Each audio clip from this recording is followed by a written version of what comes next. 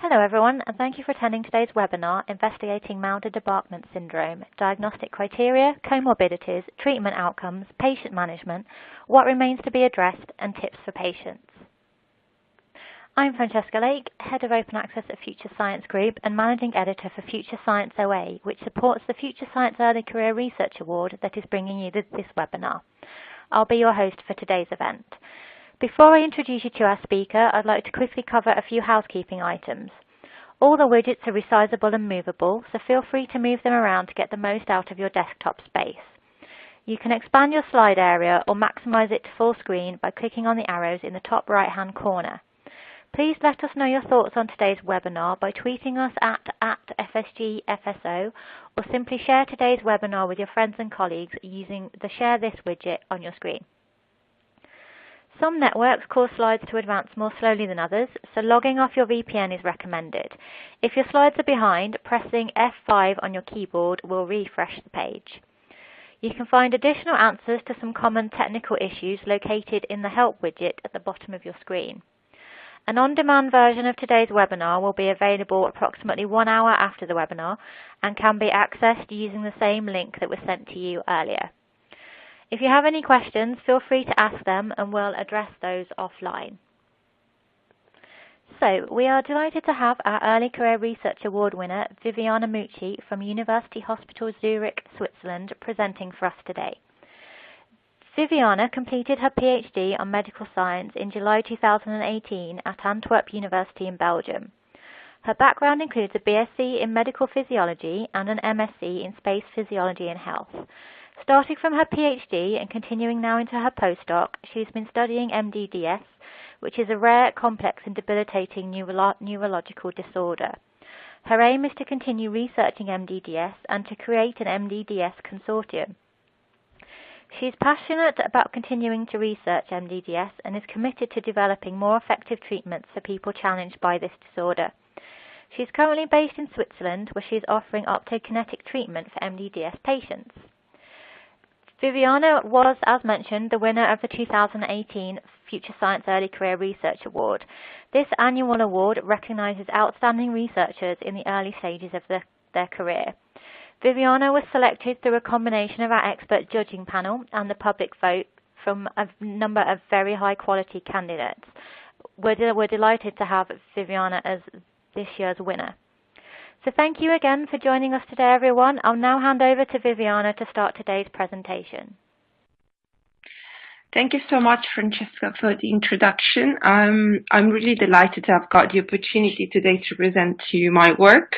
So, as Francesca mentioned, I have been working on investigating Mal de Debarquement Syndromes during my PhD, and I'm now currently continuing this work during my postdoc, based at the moment in Zurich University Hospital in Switzerland.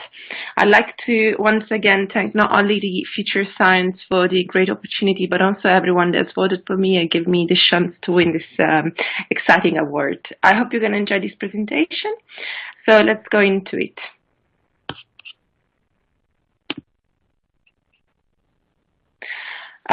Before everything, I'd just like to have a quick disclosure. The work that I'm going to present you today is not supported financially by any parties, and also the primary intentions of this webinar is to disseminate the work that I've been mostly pursuing during my PhD, and also to raise awareness about MDDS.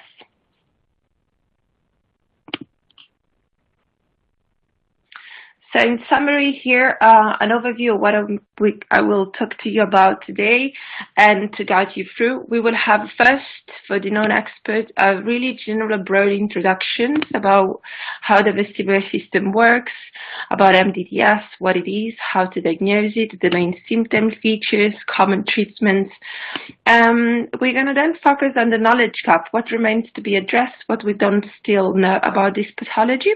And then we're going to talk about 3 of the main studies that I've been doing during my PhD, and finally concluding with some tips for physicians and also a survey that we did about what makes MDDS patients feeling better.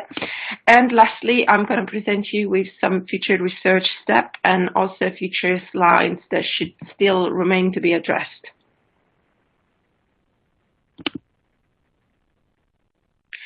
Okay, so let's go ahead and we're going to start with the introduction.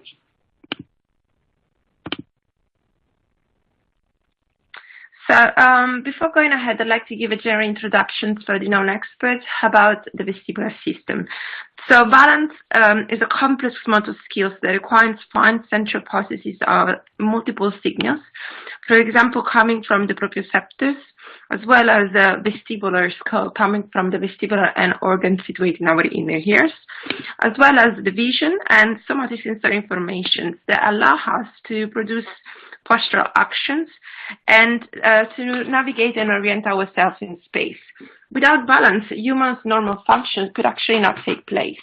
So there's multi-integration of signals that you can see here. They're finely processed in the central nervous system and they allow us to maintain gaze stabilization, as well as to orient and navigate in space, to have balance and locomotions, and also to control autonomic functions and the circadian rhythm. It is also important to mention when we refer to the vestibular system that the vestibular system is composed of three main elements: a peripheral sensory apparatus, which you can see in these pictures with the vestibular end organ situated in the inner ear, which is made up of bony and membranous labyrinth. And then we have the actually central process and the mechanism of motor output. So together, as I showed you in the previous pictures, they provide us the sense of balance. For people that may not have been exposed to how the vestibular end organs look like, in this picture, just to give you a general idea, this is what we have in our inner ears, and you can see here the three semicircular canals, the utricle and the suckles. Those end organs, they provide back information in the central nervous system. So as we just seen from the previous picture, the vestibular end organs are then sending information back to the central nervous systems, and they do so but with the vestibulocochlear nerve, also named the 8 cranial nerves. Those informations, they usually reach primarily the vestibular nuclei, which are indeed the primary processing of the vestibular input. And there are 4 major vestibular nuclei, the medial, superior, lateral, and inferior. But without going too much into the details, those informations are also then passes into the thalamus as well as higher cortical structures. And this is really where the 3D space is reconstructed and where our sense of orientations and how we stand into a 3D world is then taking place. When we talk about central processing of information, it's also extremely important to mention the entorhinal cortex. I'd like to highlight that this is extremely relevant for the MDDS pathophysiology and to understand what I'm going to present later. So the EC area is really a key area for processing and transferring information, and it plays a role in vestibular memorizations by receiving information from associated cortical areas and transferring those information into the parahippocampal gyri, where they're then projected into the hippocampus, as you can see here.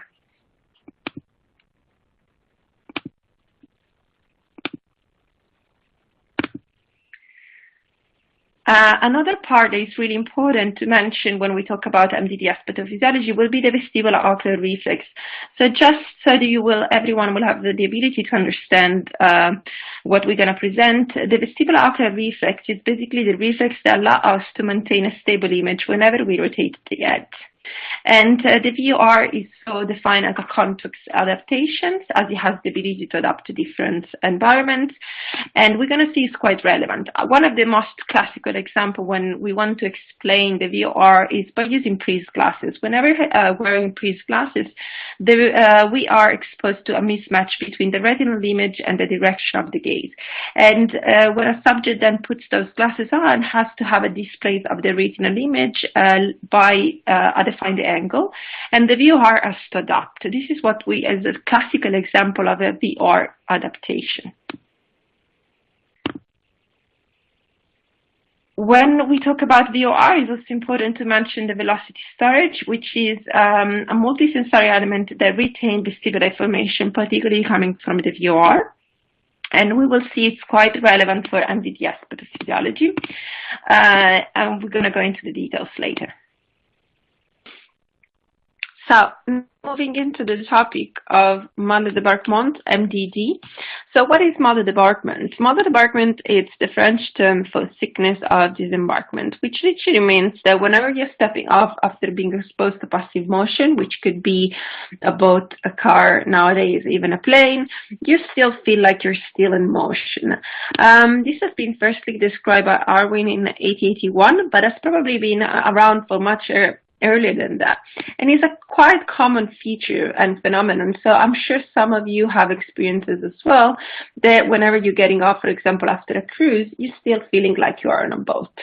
This usually lasts a couple of hours, in a worst case scenario, a couple of days or weeks, but usually resolve within a month. So whenever the symptoms of mal de débarquement are actually persisting for longer than a month, then we name MDD MDDS. So this becomes the pathological version of mal de débarquement and Mal de Debarquement syndromes. So it's the chronic feature. The symptoms are present 24/7 and they last at least longer than a month after getting off from a passive motion exposure. And this clinical, let's say, syndrome has been firstly described in 1987. At the moment, we don't really know how many people are affected by MDDS, so it's quite considered rare disorders, but we really don't know how many patients are currently misdiagnosed or underdiagnosed. What we know, on the other hand, is there is a clear female predominance, with around 80% of the MDDS population being female. And also, we know that the onset age is around 40 and 50 years of age. This does not mean that we don't have and we don't see younger patients. It just means that the majority seems to be in the late 40s.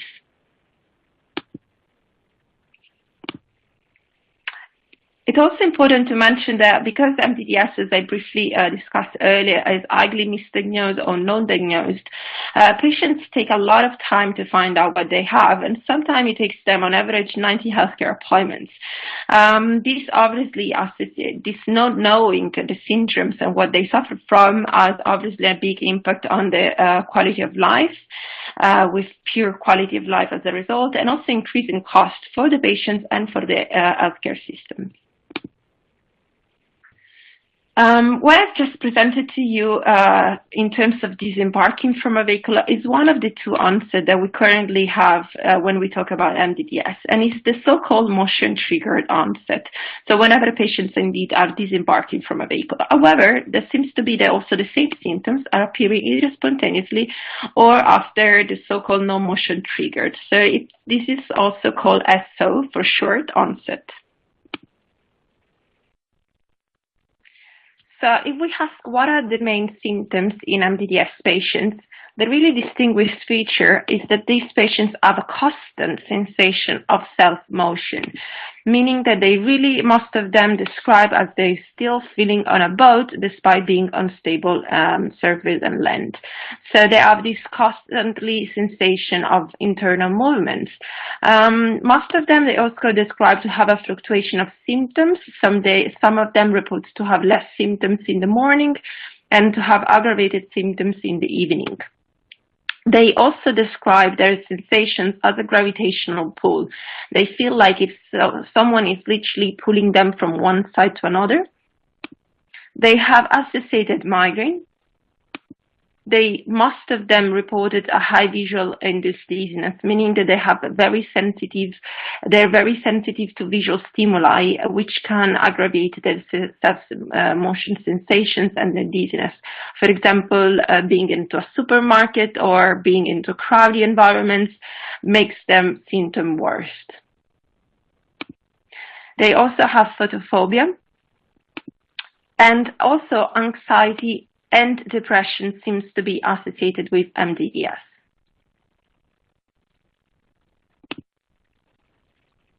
Now, going into the pathophysiology of MDDS, The pathophysiology, there are mainly two theories. The first one, which has mainly been investigated by one of the leaders in this field, which is Dr. Chum, it's basically believing that MDDS is a neuroplasticity disorder. And from her study, she has then led to also a type of treatment based on neuromodulation.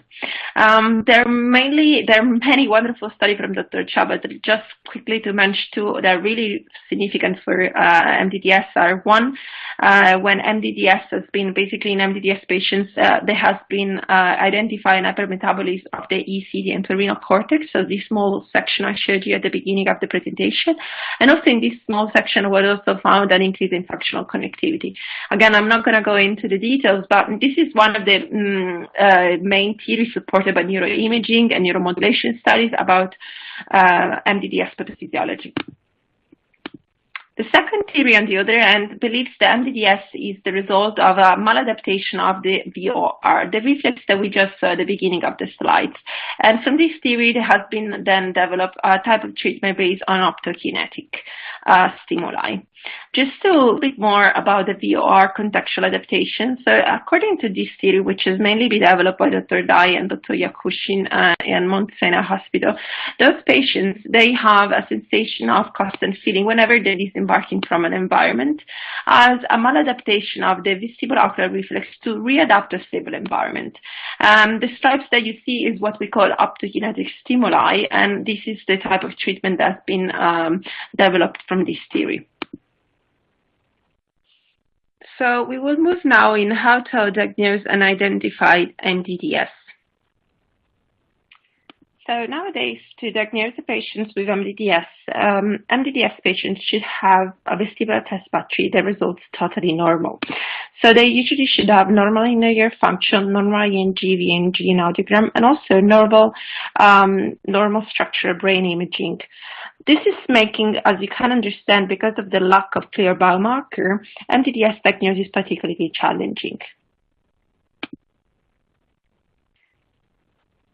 Now, moving into how MDDS is most commonly treated, I'm just going to show you not the real most advanced treatment, but what most of the patients get when they attend their GPs or their ENTs.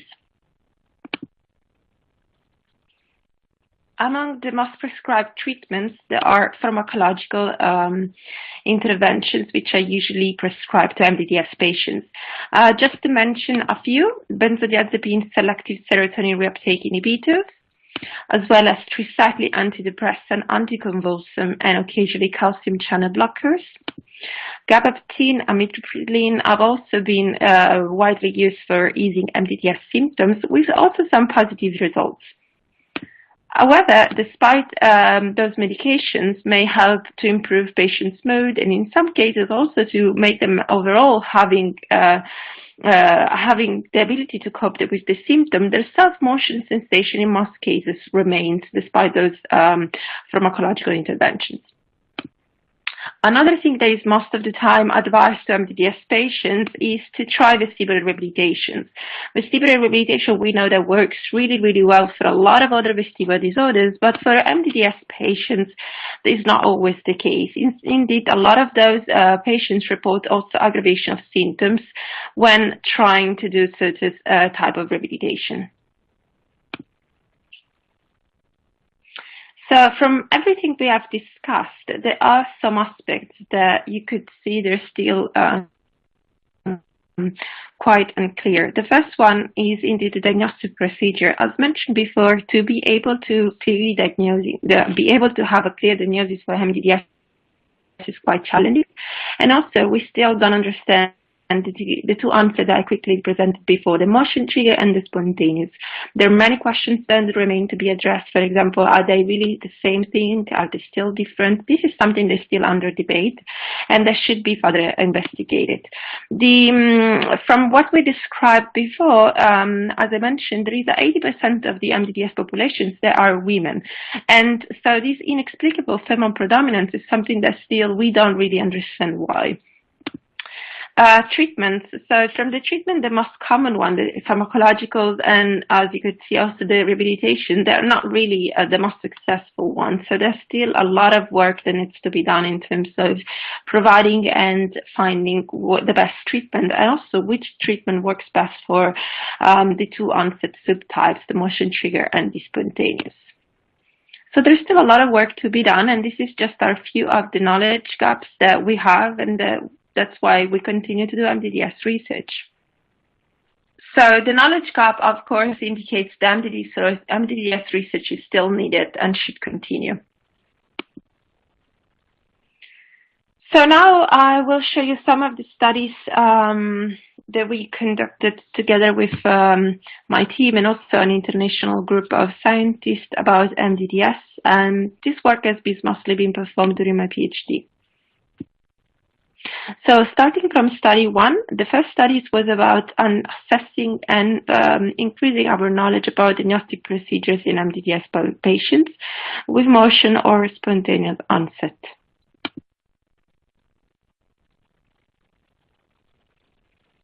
So in terms of diagnosis, we wanted to find out with these studies to increase our knowledge about the diagnostic procedures of MDDS patients and if they were misdiagnosed or if we could improve the diagnostic criteria.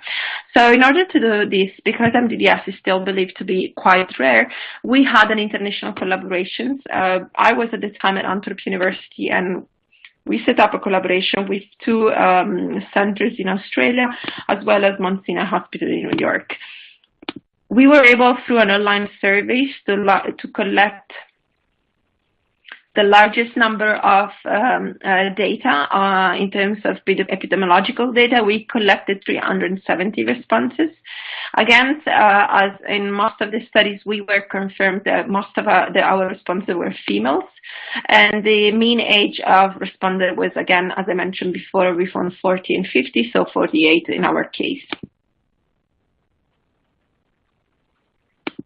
What we found out from the data collected was that the spontaneous onset seems to be much more easily misdiagnosed than the motion triggered. And especially not just misdiagnosed with something that could lead to think about psychogenic vertigo or central vestibular disorders that is not well identified, but mostly also misdiagnosed with labyrinthitis or inner ear infections or with anxiety or secondary mood disorders. So with really some diagnoses that do not really fit in or get any close to identify as MDDS symptoms. Among some of the results of these studies that we consider really important, there was the temporary relief of passive motion. So we asked to both the subtypes of MDDS, the motion trigger and the spontaneous, if they both reported to feel better, for example, were driving or being passenger in a car, and so being back into passive motion. And they all reported to have a relief of symptom, which is temporal, and the symptom usually then returned whenever the car stops. And this was really one of the most distinguished features that we found between MDDS and other vestibular disorders.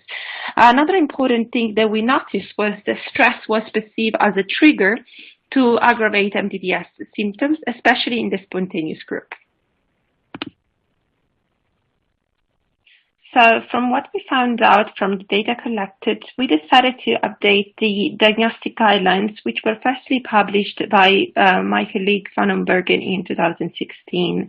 And we wanted to integrate in our first diagnostic guidelines about MDDS the temporal relief of being exposed to positive motions. So as I mentioned, this was really for us one of the key features that could help us to understand and differentiate MDDS pathophysiology from other vestibular disorders. So we made an update for also the two categories, for the motion trigger and the spontaneous.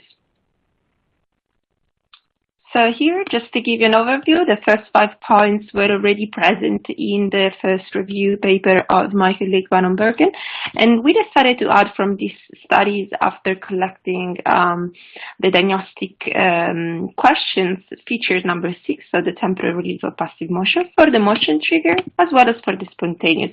And for the spontaneous onset, we also wanted to make sure that people could be still classified as MDDS despite not having a clear onset that has been, for example, disembarking from a cruise or boat or a ship or a train or a car, but also just developing spontaneously. However, I'd like here to mention that currently, from what it's my understanding, the spontaneous is still under debate from the Barani Society of Classification of Vestibular Disorders for MDDS, particularly led by MDDS committee. So I'm not sure if this spontaneous will be still under the umbrella of spontaneous MDDS or if they will be categorized in any other ways, because indeed we still don't understand if those two subtypes are part of the same family, or given that they have so many differences in the way they develop, they might be parts of a different type of disorders. However, it's really important to mention that the symptoms are really, really the same, and that the patients, they both reported to feel better when in passive motion.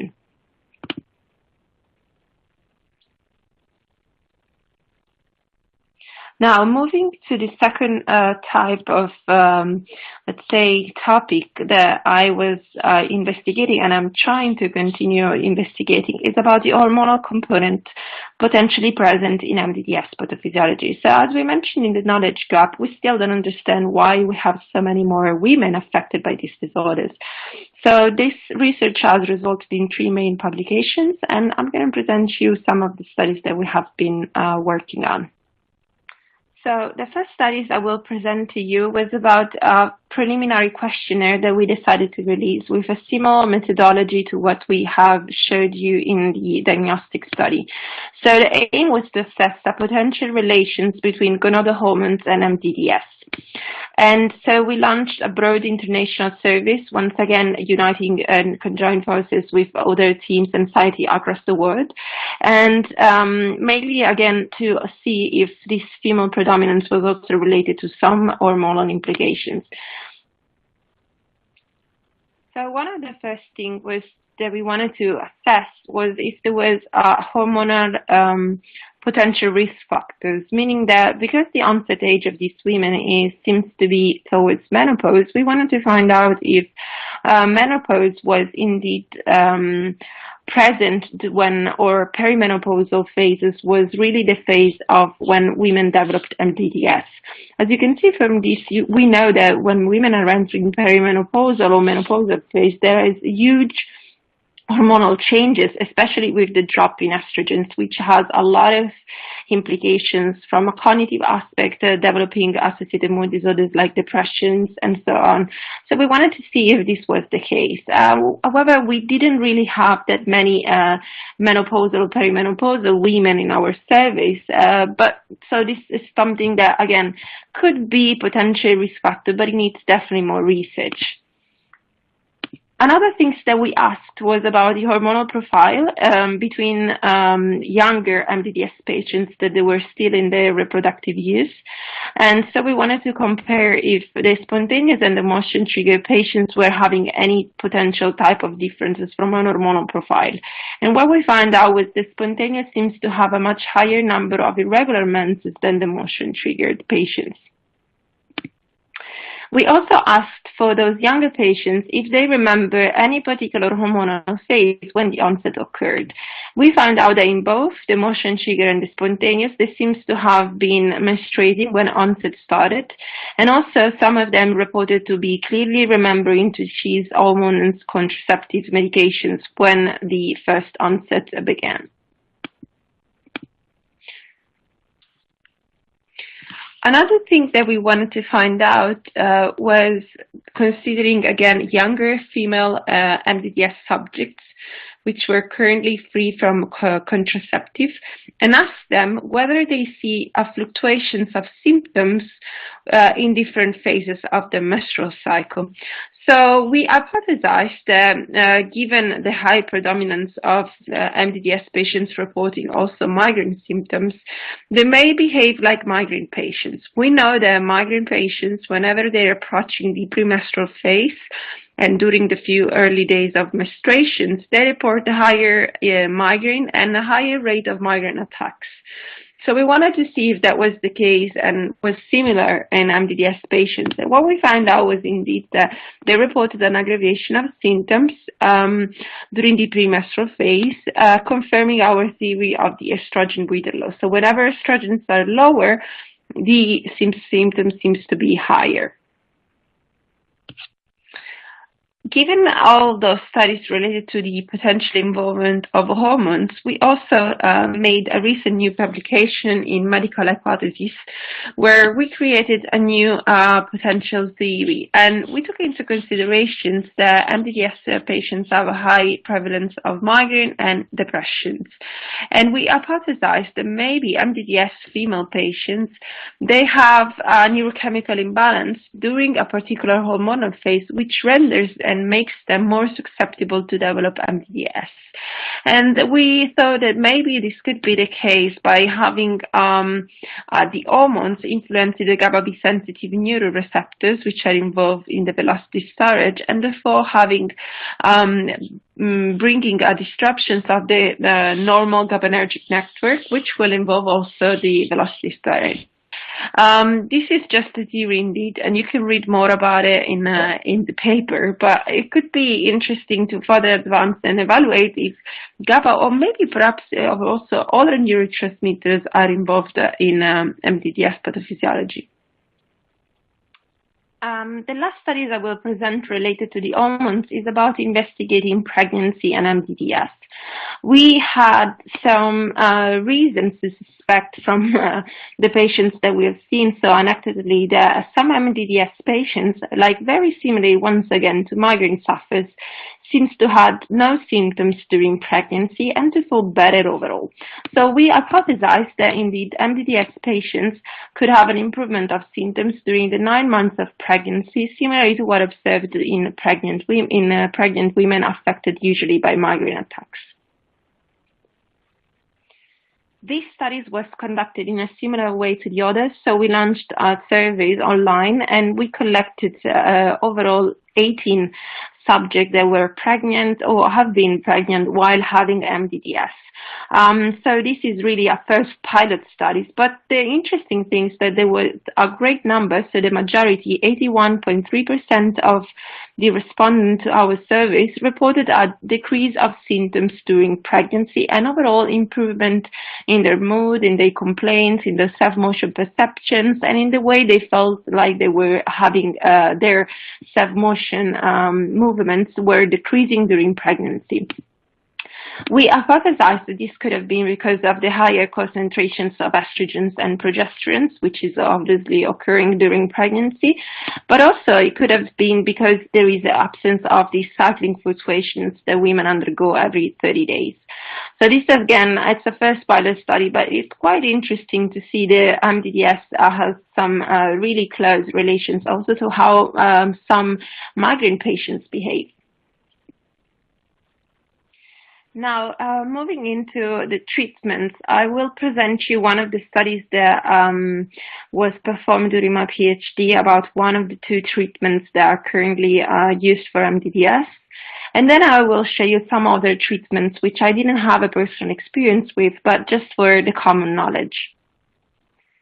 So we've seen in the first slides that I've showed you what is also the optokinetic treatment. So from one of the 2 theories about the pathophysiology of MDDS, there is one that believes that MDDS is the result of a VR maladaptations, and the way to restore this maladapted reflex of the vestibulocular reflex is to expose the patients to optokinetic stimuli in the forms of moving stripes, as you can see in this picture, where the patient is usually exposed to a rotating drum and to the stimuli of stripes moving in different directions, in combination with a passive movements of the head. This type of protocol, let's say, has been firstly studied in 2014 by the team of Dai and Yakushin in Mount Sinai Hospital. And they had 24 motion-triggered patients with a 70% of success rate, so quite high. And then they repeated the studies again in 2017, and this time included also the spontaneous patients.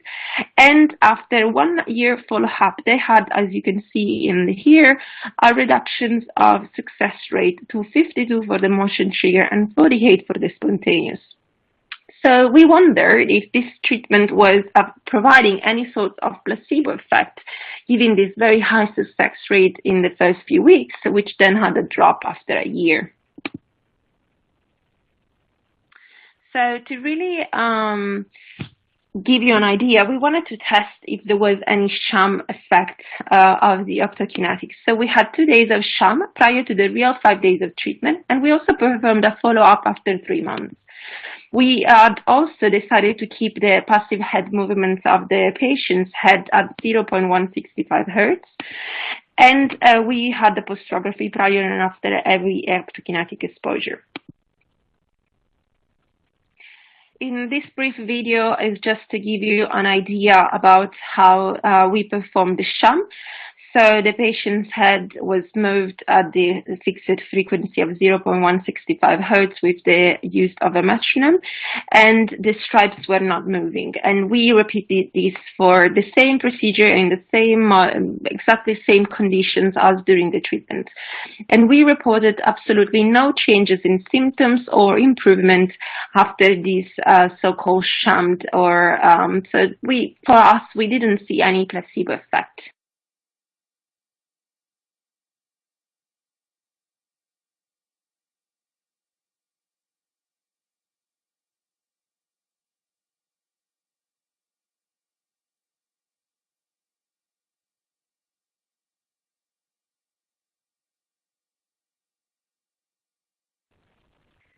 To give you an idea about the data that we collected with the postrography, this is an example of a 44-year-old woman that had reported MDDS after disembarking from a boat, from a cruise actually, and she had the typical symptoms, and you can see in red the measurements that were done before the sham, and in green after the treatment. So postrography changes are visible just by eyes without even analyzing the data. She really had a total different postures by the last day of treatment. Just to give you an overview of our results, so with these studies we had 25 patients, 13 motion trigger and 12 spontaneous. The success rate after 3 months follow-up was 52 and non-successful and 48 success rate. This is quite important because from our results it didn't look so promising as the data that they were first reported in the study of Dr. Dye from 2014. However, when we distinguished the motion trigger from the spontaneous, we saw that the motion trigger had 70% success rate, so it's very, very similar to what reported by the previous studies. And so we hypothesized that indeed the spontaneous had a much lower success rate, perhaps once again because we don't really understand if those two subtypes are part of the same thing.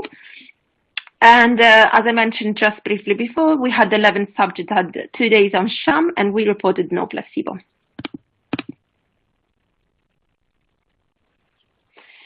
When we compare the optokinetic treatment results over the 5 days of treatment, we also find out, for example, considering the variable of sway velocity, the postures of the patients greatly change already after 3 days of treatment.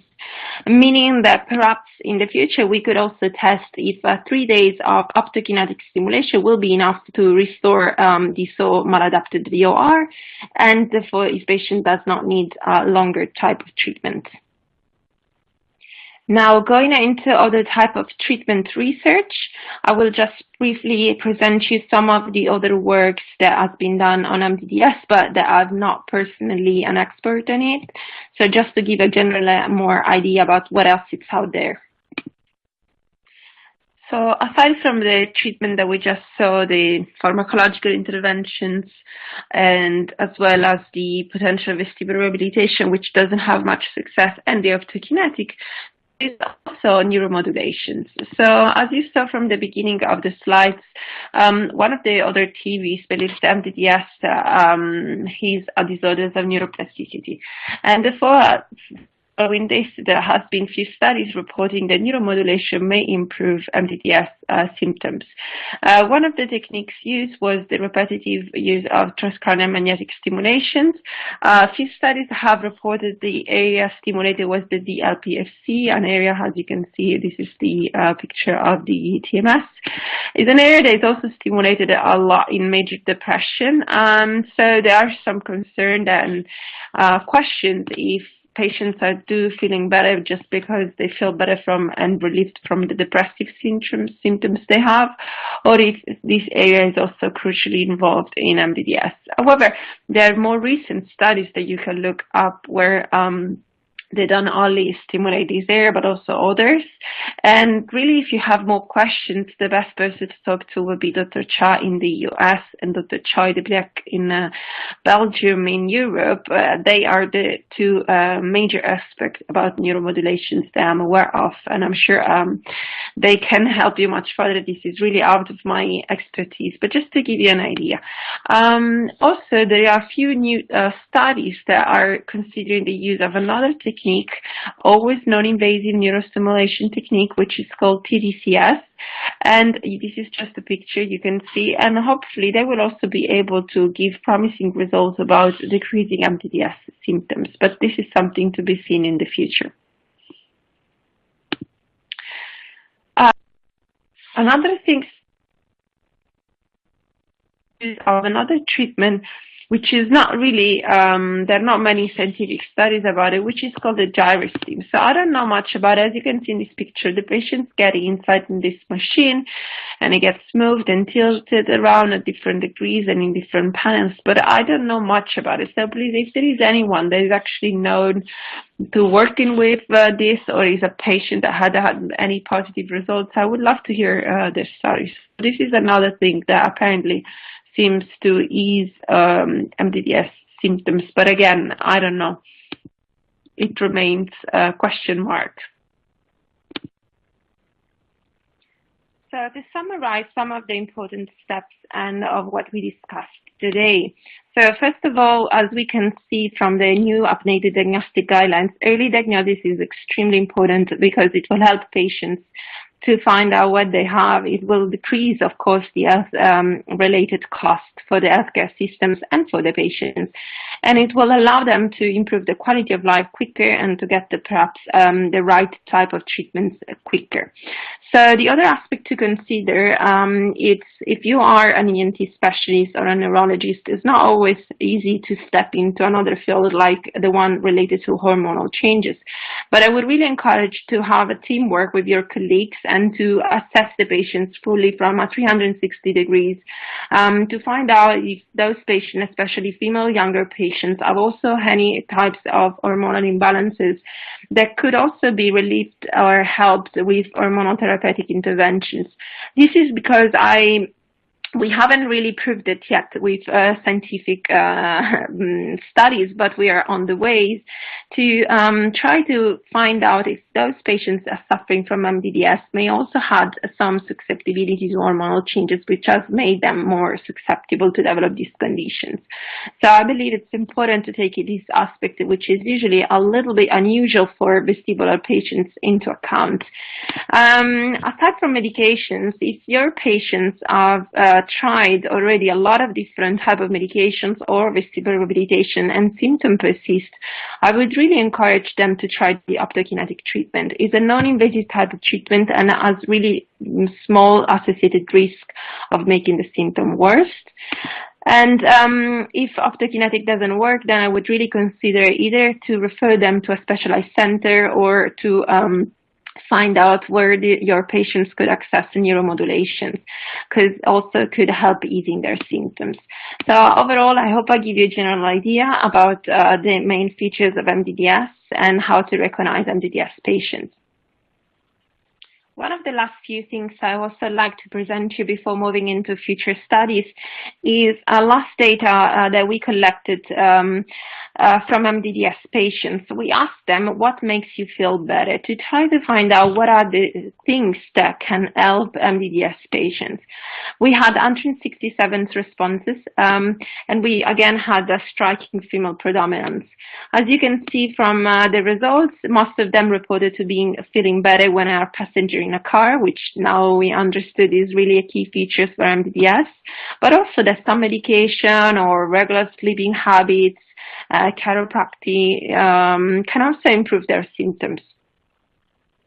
As I just showed you in the last slide, despite with trying to collect data and trying to have studies about what can ease MDDS symptoms, what can really help and make a difference from MDDS patients, we still don't understand so many things about this pathology.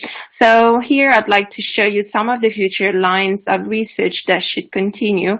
And really, as we just saw, there's so many questions that remains to be addressed, and future studies are really mandatory. So when we think about future studies, a few things that remain and should really be taken care and addressed are the first, the pathophysiology, especially the differences between motion trigger and spontaneous onset.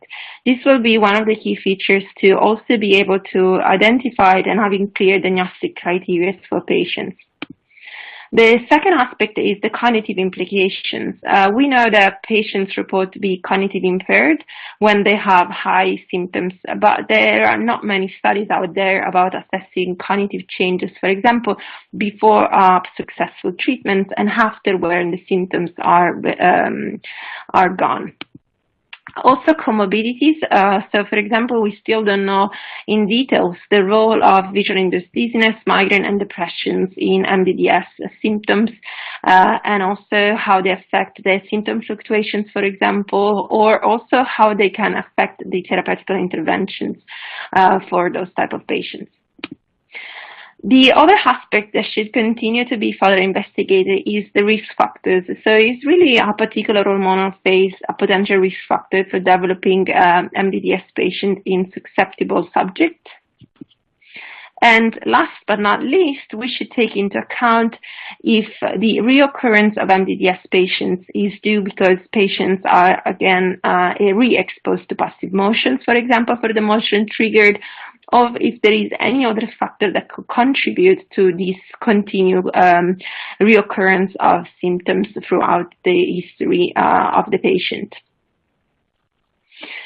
So just to make a summary, MDDS is a complex disorder, and as we could see from all the studies, it does involve a multidisciplinary approach, and I hope in the future research will continue to involve different aspects from neurology to gynecology, and to work together to try to solve and to further understand MDDS pathophysiology. The other things that should be, and I hope the expert in the field will provide in the future, will be to create an MDDS consortium for research, because MDDS is still, let's say, named as a rare disorder. It's quite difficult also for researchers to access a large number of patients, and for patients, of course, to assess innovative research, treatment and clinical trials. So a consortium between countries and experts could really help patients and researchers to find out more about this disorder. The other things that I do once again strengthen is that I hope this quick summary about MDDS could help to provide an early diagnosis. So education and try to raise awareness about these disorders is really what is needed, especially here in Europe where not many people heard about it, to have more patients that they receive an early diagnosis and have therefore improvement in their patient management and patient care. Lastly, I hope that with few treatments that I've shared, you've seen that there are other possibilities aside from medications and vestibular rehabilitation to ease MDDS patients' symptoms, especially by using non-invasive type of treatments. I would like also to invite everyone that will be in Australia during August, if they're interested to know more about MDDS, but also in general about other vestibular central disorders, to attend a course that we are doing with the Brain Hub Academia at the In Sydney, it will be between the 17th and 18th of August, and it's called Advanced Application for Central Vestibular Disorders. If you want to know more about it, please get in touch. There's going to be 2 days, Saturday and Sunday, for clinicians and physiotherapists, chiropractors, anyone really working in the field. And then there's going to be a Monday, which will be a patient day, to try to gain information and to exchange information between healthcare professionals and patients. So thank you for your attention. I'd like to thank everyone that's taken the time to follow this webinar. Thanks for Future Science to promote this work. And lastly, I would like to also make a reminder and to thank Dr. Dai, which sadly passed away a few weeks ago. And again, to thank him for his work. And I hope we will continue his research and his legacy in the next years to come. So thank you again for your attention. And please do not hesitate to contact me if you have further questions or if you'd like to know more about it. You will see my contact appearing soon. Thank you. Here you have my contact, my email. So if you want to know more, just contact me. And if you're a patient in Europe seeking for treatment, please also get in touch, and we will redirect you among a different expert around Europe, or you're always welcome to consult us in Switzerland. Thanks a lot for your attention. All the best. Thank you, Viviana, for that very insightful presentation. I hope our audience found it of great interest and value. So I would like to once again thank our wonderful presenter, Viviana, as well as you, our listeners, for your time today.